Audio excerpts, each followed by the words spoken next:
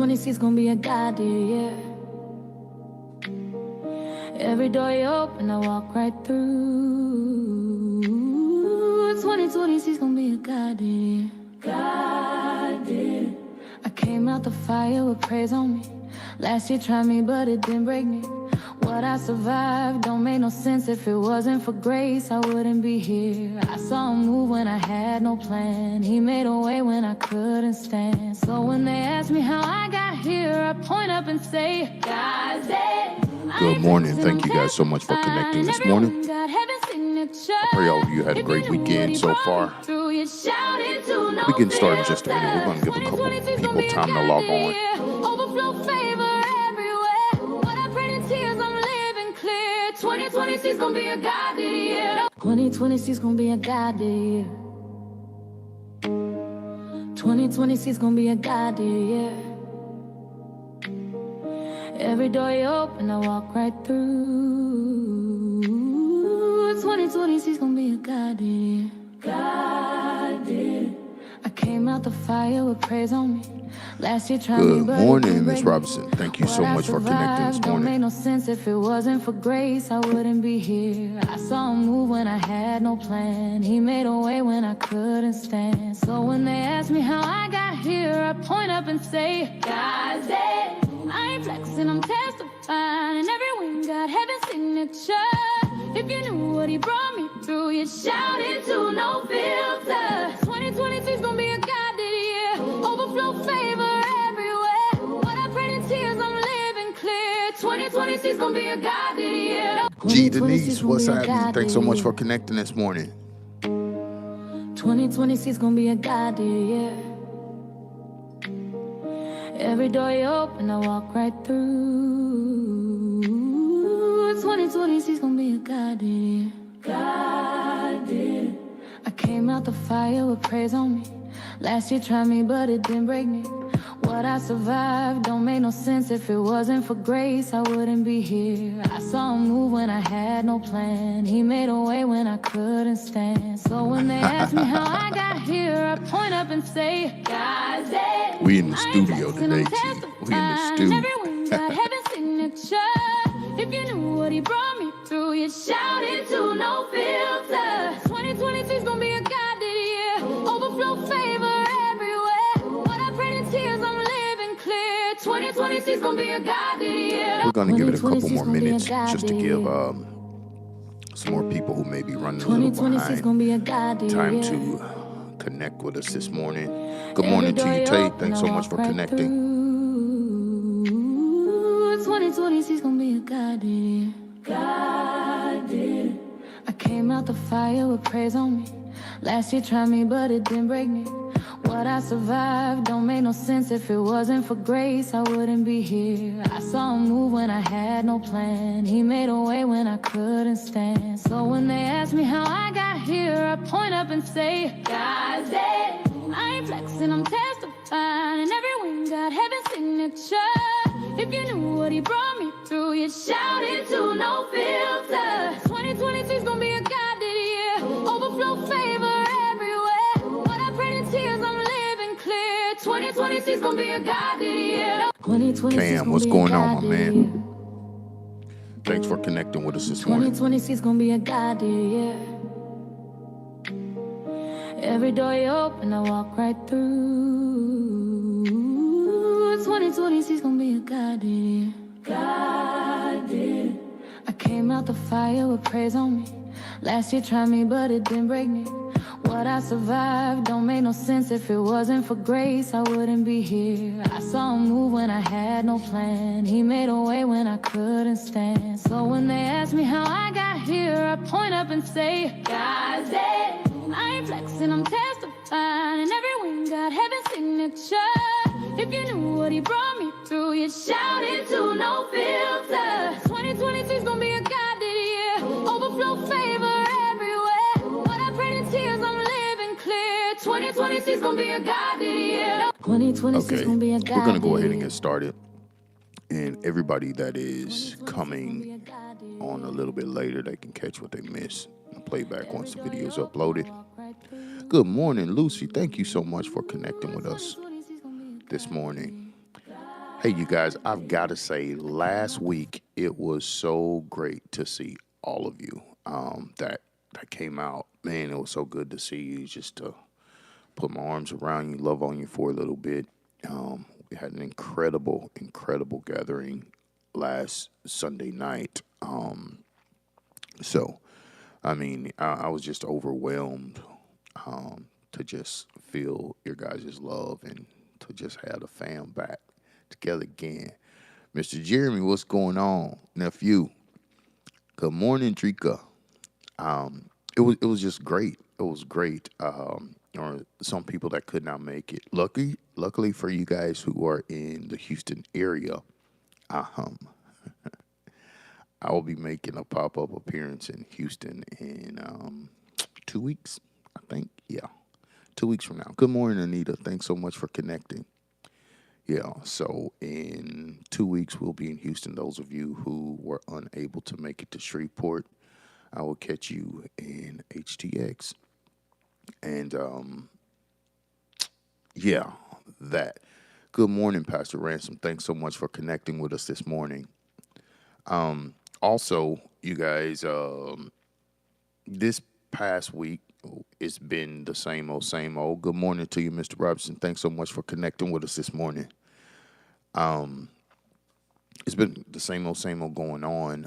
Yesterday we had No Kings protests all over the country. I think there were supposed to be about 3,200, but definitely a few thousand protests going on. I'm not sure what type of turnout it was. I haven't had a chance to see any of those numbers yet. I know the last one they had in October, I think they had 7 million people nationwide show up.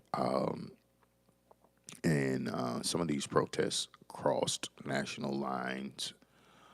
So we had some protests in other countries. But, you know, that's not anything that's not typical. If you remember the last term that he served, this was something that was quite common. Good morning to you, Pastor Linda Lewis. Thanks for connecting. Yeah, so that's nothing that's new. That's quite common. We've seen in this administration before. And yeah, that's it. That's it. We're in spring now. Is we all in? It's hot. It's pollen everywhere. We all in. We got a little cold snap on last week, but it was necessary. So what I want to do today is I want to talk to you about something that's going to help you develop some. I guess check your internal posture in many different areas of your life. So this is going to be self-helps this morning. I do want to read a passage of scripture from the Bible. If you're taking notes or following along from another device, I'll be looking at Revelations chapter 3, verse 20. This is the apocalypse of the revelation that was given to John on the Isle of Patmos. We'll be looking at something that the word of the Lord came to him as he was addressing the 7 churches of Asia. This passage is specifically addressing the Laodiceans.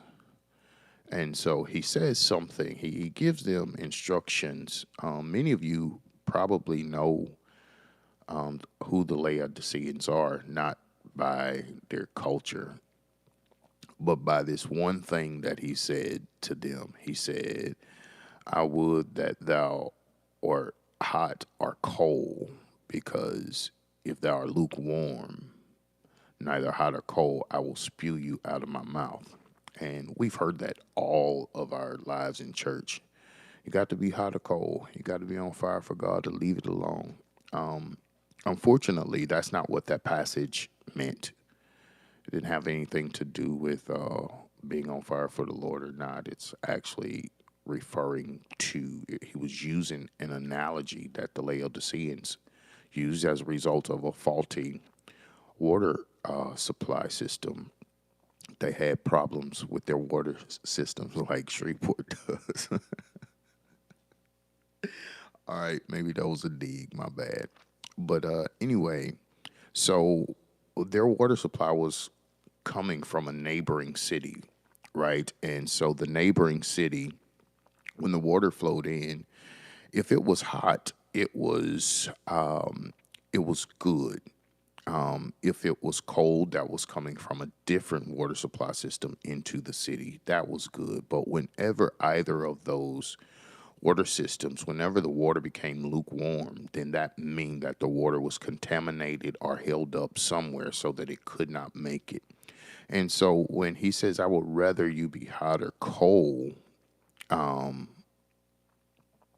he says to them that thou art neither hot or cold. He's telling the Laodiceans, you're not hot or cold. In other words, the hot water represents something that is therapeutic.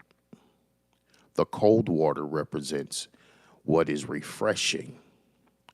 But that lukewarm water represents something that has been contaminated or a faulty water supply system.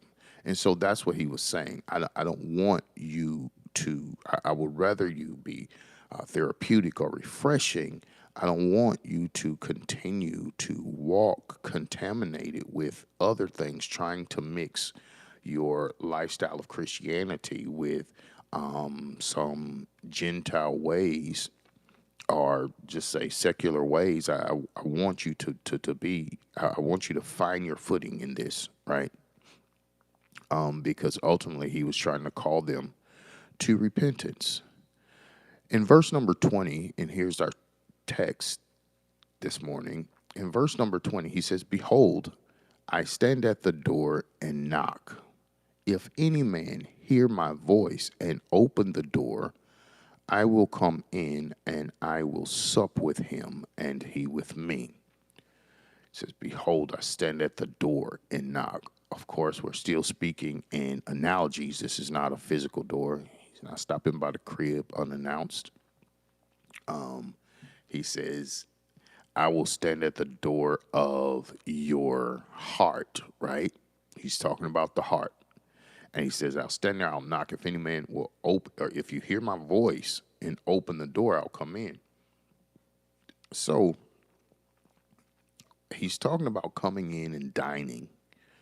And when you go to someone's house to dine, you know, it's a leisure type of setting, casual type of dining, not formal dining, but a leisure, a very casual, very personable, because the customs back then, whenever you would have dinner with someone, it was symbolic to a level of love and loyalty and respect that you shared between it. You didn't go to lunch with everybody. You didn't have dinner or break bread with everybody, not like we do now.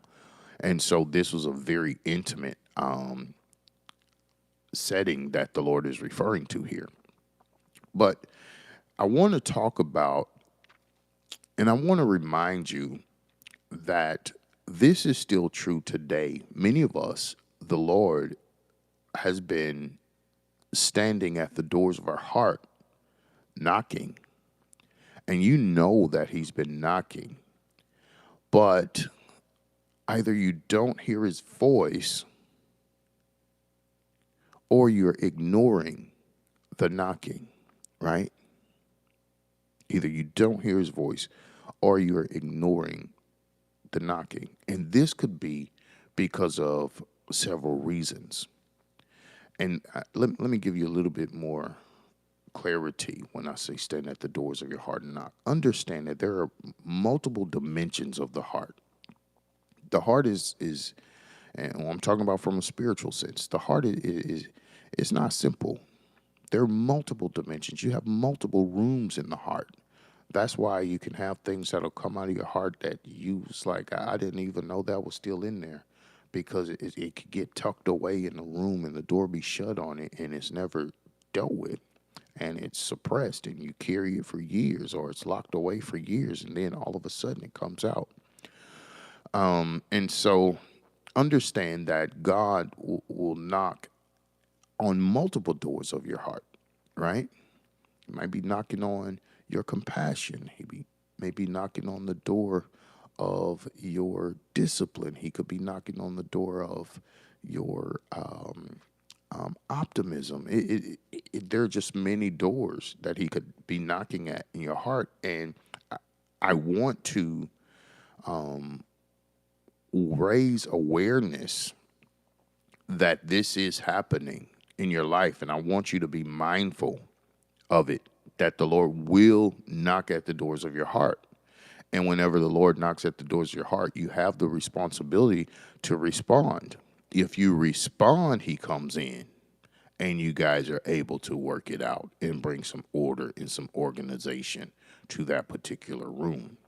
One of the problems that I found is that we have many abandoned hearts.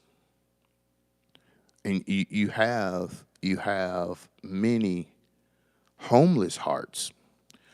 The scripture says, where your treasure is, there is your heart also. Right? And treasure is not just talking about money. The things that you value is where your heart dwells. But some of us, we have been walking around with a homeless heart. We've been living from day to day with a homeless heart. Your heart is not really dwelling in a particular place. It is just going from day to day. That's the reason why there is no across the board type of vibe that you're able to maintain. You know, we've seen people, they have a certain vibe about themselves. It doesn't matter where you see them at. It could be the grocery store, at their home, or in a concert, or at church. It could be anywhere. Their vibe is the same across the board. That's because their heart has a home. Their heart is dwelling in this particular space, and this is where they are consistently. You have the responsibility to provide a dwelling place for your heart.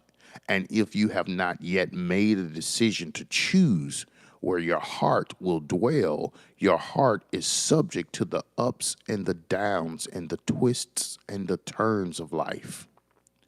But whenever you decide that your heart is going to dwell in a certain place, then you can rest assured that if anything ever arises in that place that the heart dwells, the Lord will show up. And some of you, your heart needs an address. Just being honest, your heart needs an address, because that's where the Lord's going to visit you. He's going to visit you. He's going to visit your heart. And I want to challenge you to really ponder this morning for the next few minutes while we're talking. Ponder whether or not your heart is homeless, or does your heart have a dwelling place? Is there somewhere that your heart dwells? Regardless of what is happening in your life, is there a particular space or place that your heart dwells, where everything that you are and everything that you are to become is located in that place?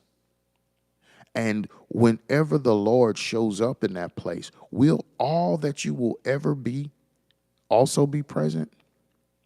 Or are you scattered around? Are you living from pillar to post? Is your heart dwelling from pillar to post? Sometimes your heart is with the Lord, sometimes it's not. Sometimes it's with your spouse, sometimes it's with your children, sometimes it's with your parents, sometimes it's with your profession. But the heart has no dwelling place. And I'm not saying that you cannot have all of these things, but you do have to have a balance with it, and there has to be a permanent address, right? You can't really use no P.O. box as it relates to your heart, a remote location from where you actually dwell. And unfortunately, that is the way that we present before God in many instances. We present before God our hearts, but our heart is at a P.O. box, and we are dwelling in a remote location. That's not really where we are, but if you, for the sake of having my location, this is how you can reach me, use this address. That's not the way that it should be. And whenever this becomes the positioning or the posture of your heart, then you have to deal with things like, why whenever I pray, I don't hear nothing from God? Well, you praying from a remote location. Your heart is not really where you say you dwell, where you say you live at, where it dwells. We ain't heard from you in worship. We ain't heard from you. This, I'm hypothetically speaking, as if I was God. Thank God that I'm not. But God's like, I hear you talking to me, but you're not here. You're not where you're speaking from. You're not where you're speaking from. You're not where you're praying from. You praying out of panic, anxiety, and frustration. And I hear you, but you're trying to pray from a place of sincerity, but you're not here. I'm right here dwelling in the most sincere place of your heart, but you're not here. You praying under pressure. You're trying to seek me under pressure for another cause, a whole nother something. And you got to get home. Or just let me come to where you are.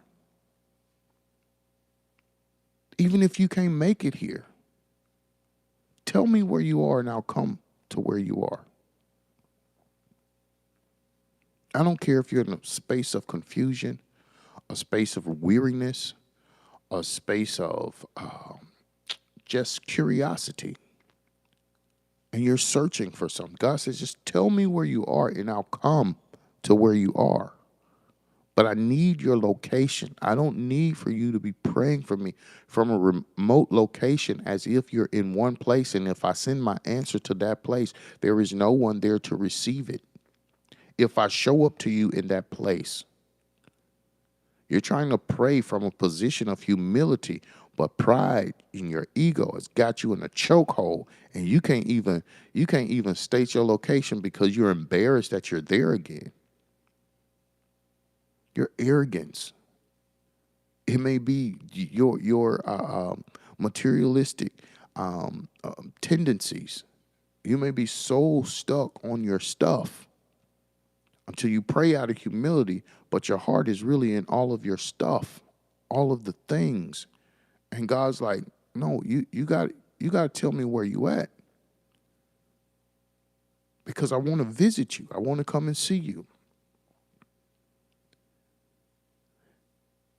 And when I show up, when you hear my voice, let me in. I'm coming in. You open the door, I'm coming in. We chilling. We breaking bread. We're going to talk about the things that concern you. We're going to talk about the path that I've chosen for you. We're going to talk about the steps that I've ordered for you. I pre-ordered your steps, and we're going to talk about it. This is what God is saying. But you have to make sure that you are not from pillar to post with a homeless heart. And I want to ask you this question right now, and I want you to answer this question to yourself and be as honest with yourself as you've ever been in your life. Where does your heart dwell right now? When you consider 24 hours out of a day, 7 days a week, 52 weeks a year, where does your heart dwell? Is your heart really with God? The things of God, the purpose of God, the will of God, the desire to please God? Is your heart really dwelling in a place of love, a place of peace, a place of kindness? Or is your heart in the chaos, dwelling in the chaos that goes on around you? Have you just moved into the anxiety of world issues? And I'm not to say that, I'm not saying that you can't love when you have those things, but some of you guys, y'all be packing a spend the night bag. Y'all go spend the night in the will of God for a couple nights. If you see or hear something inspirational, you'll go spend the night there. But you'll get up and you'll go back to that same place that caused you to feel drained and empty by everyday work and routine. and you'll dwell there. And God says, you don't have to dwell there. I need for you to find a home for your heart. You ain't got to worry about your credit score. You're going to get approved. But you need to have a home for your heart, because I want to visit you where your heart dwells. That's the only way that I will be able to speak directly to who you are in whom I've seen you with the potential to become. But you got to find a place for your heart.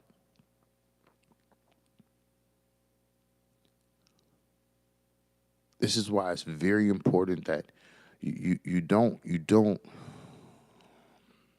I don't even know how to say this without going down another street. You have to be careful where you allow your heart to rest. Because you don't want to expose your heart to things that will have you stuck in places that you ought not be. Things that will have you stuck in places that will break you. Things that will have your heart stuck in place that will discourage you from moving forward. Or even considering the heart. There are certain times when I'm making certain decisions about certain things. When I come to a decision in my mind, I always cross-check it and say, okay, now what does my heart say? And I'll sit and allow myself to hear from my heart, even though my mind has already made a decision to do a thing or to not do a thing. I'll still listen to my heart. I'll still listen to my heart. And I'm saying be sensitive to your heart. Be sensitive to your heart. Because at the end of the day, your heart is really, truly a representation of who you are and how you actually are as a person.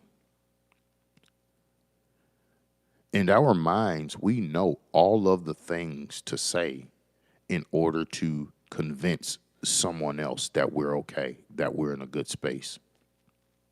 We know it. That's knowledge. But when it comes to the heart, it comes out in different ways. The Bible says, from the abundance of the heart, the mouth speaketh. In the word picture, it says that the mouth or the heart overflows through the mouth. When the heart is full, it's going to begin to overflow, just like running water in the sink and you don't turn it off. After the sink is full, the water will begin to overflow onto the counters and into the floors. And when your heart is full, all you got to do is just listen how you talk. And people that always got the same conversation about the same thing, and it's just like, man, you need not dwell in that place anymore. Because life and death is in the power of your tongue, and you're corrupting your own life. You are the assassin. Your mouth is the assassin that keep killing every dream. Every goal that you set. Why? Because you're trying to accomplish something great with your heart being in a horrible location. When you get ready to accomplish something great, make sure that your heart is in the right place.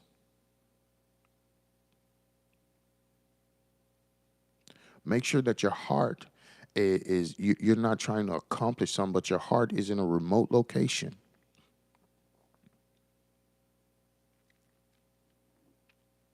Because your outcome will always resemble the heart that was put in whatever it is you're trying to accomplish.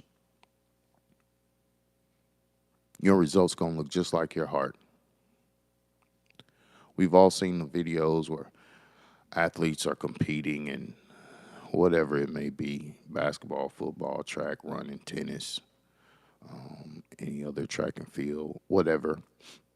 But you see those ones when they cross that finish line, whether they're breaking records or just winning a victory, the way that they react and their passion about victory, you can tell that they put their whole heart into what it is that they were trying to accomplish. And once they accomplish it, it's overwhelmed and they're unable to control the emotions that come with having fulfilled a goal with your whole heart in it. When you do something your whole heart not in it, man, it's not the same. So again, I'm going to ask you this morning, where's your heart? Where is it? Are you wandering around homeless from pillar to post, spending the night here, spending the night there, carrying your heart in the strange places, loud places, high traffic areas? Or do you have your heart dwelling on Skid Row?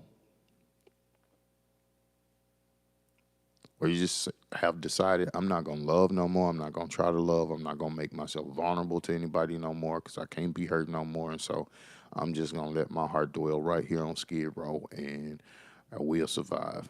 Whatever it is, it's good. I've seen people come. I've seen people go. And I know one thing, we're going to be all right.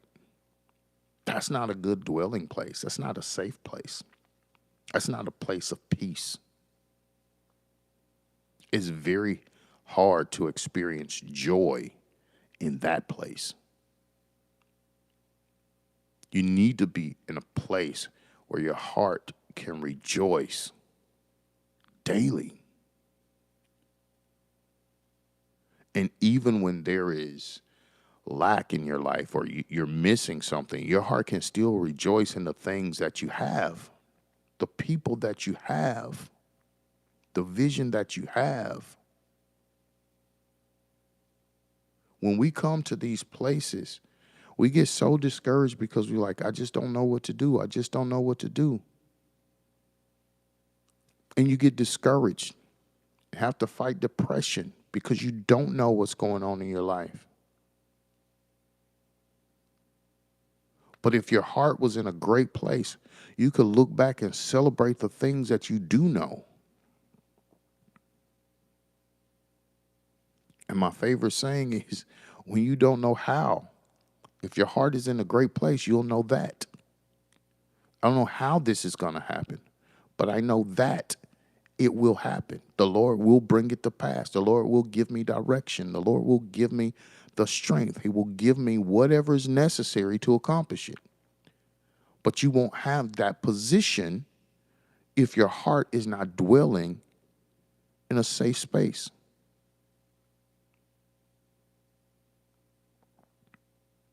If your heart is fragile and always offended, easily offended, do you realize that that means that you're not dwelling in safety? Your heart is not in a safe environment if you're easily offended. I'm just saying. And you'll find yourself denying it because you want to be okay. And you say, I'm good or I'll be good by faith, but you're really not. And every time you make those confessions, you're confessing from a remote location. And you're not there. And so where does the Lord show up?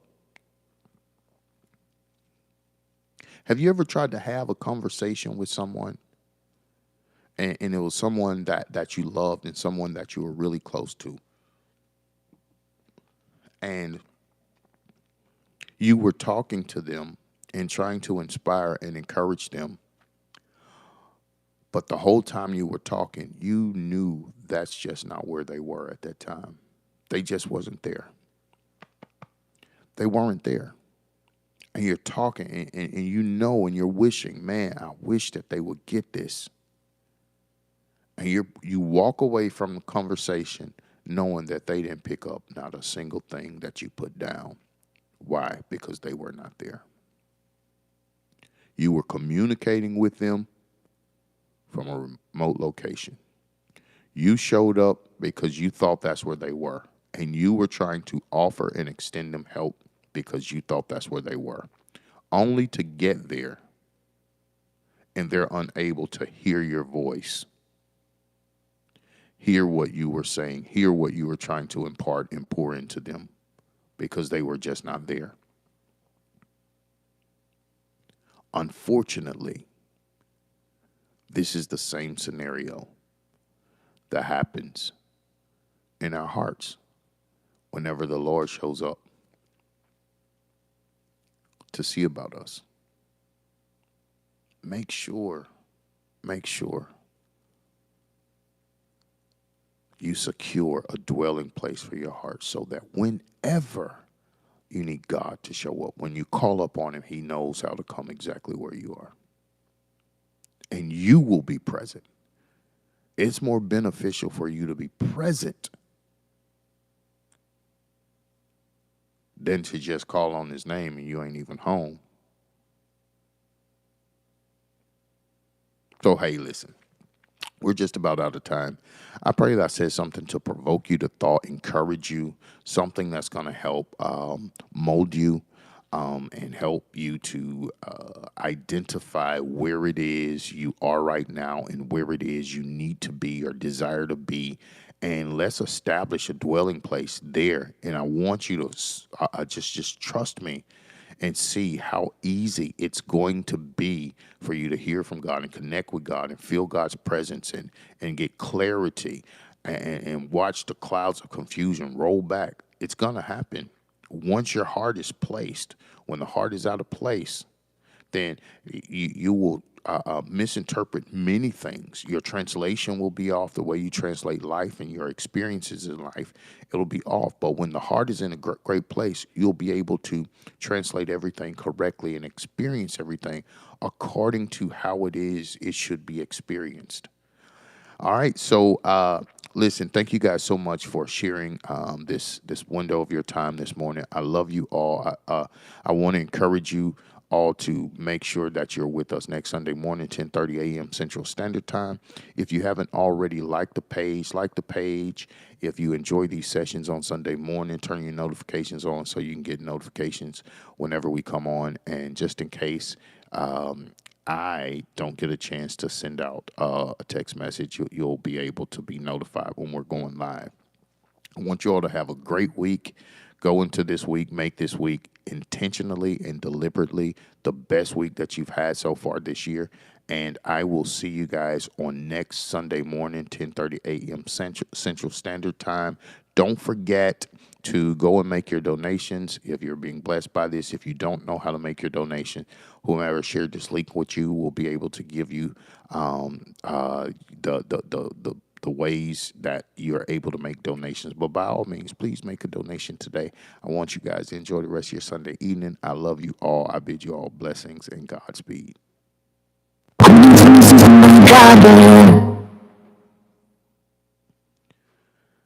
All right. I don't know what that was. Every door you open, I walk right through. 2026 gonna be a God did it. God did it. I came out the fire with praise on me. Last year tried me, but it didn't break me. What I survived don't make no sense. If it wasn't for grace, I wouldn't be here. I saw him move when I had no plan. He made a way when I couldn't stand. So when they ask me how I got here, I point up and say, God did. I ain't flexing, I'm testifying. Every win got heaven's signature. If you knew what he brought me through, you'd shout it to no filter. 2026 gonna be a God year. Overflow favor everywhere. What I prayed in tears, I'm living clear. 2026 gonna be a God year. 2026 gonna be a God year. 2026 gonna be a goddamn year. Every door you open, I walk right through. 2026 gonna be a goddamn year. God did it. I came out the fire with praise on me. Last year tried me, but it didn't break me. What I survived don't make no sense. If it wasn't for grace, I wouldn't be here. I saw him move when I had no plan. He made a way when I couldn't stand. So when they ask me how I got here, I point up and say, God did it. I ain't flexing, I'm testifying. And every win got heaven's signature. Love you If guys. knew what he Godspeed. brought